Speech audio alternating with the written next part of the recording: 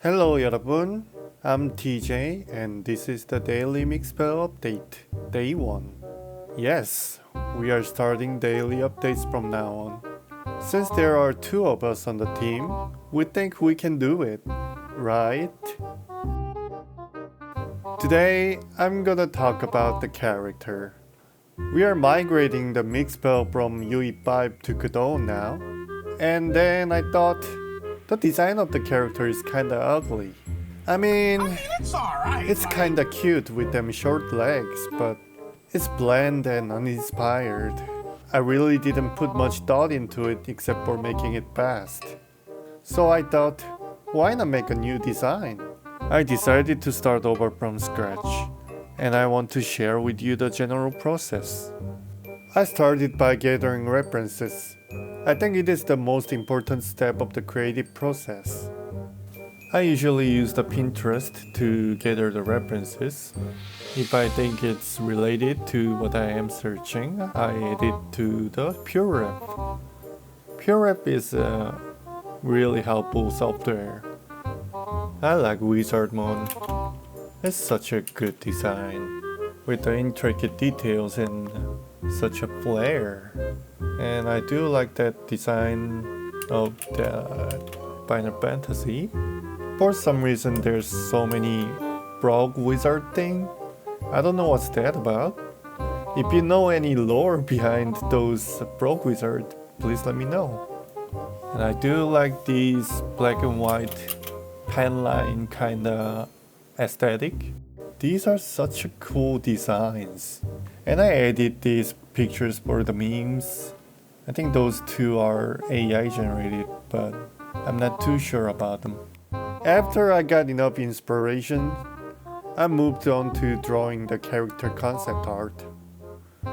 Since we are using top-down camera, I think that if the character's silhouette is a triangle shape, it'll be easier to show more of the character's body. I think this is a good enough concept art for me to move on to the next step. Modeling. I really didn't record the modeling process to show you, so I'll just showcase the files I've saved. This bud looks impeccable.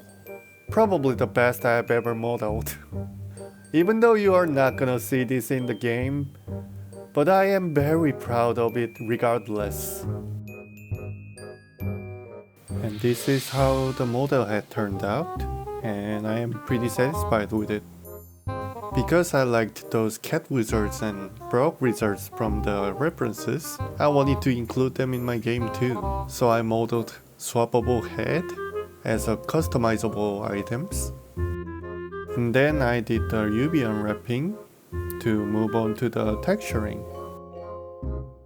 I intentionally cut the UV seams along the line where the seam line would be in the gloves and the clothing, so that I can use those effects as you can see here.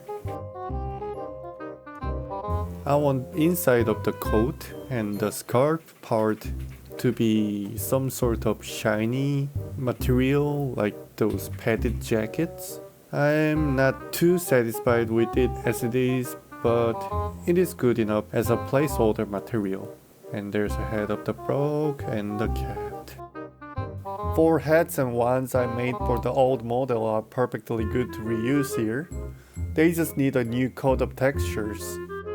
I intentionally left those outer colors as white so that I can change the color or add a pattern in the game engine later on.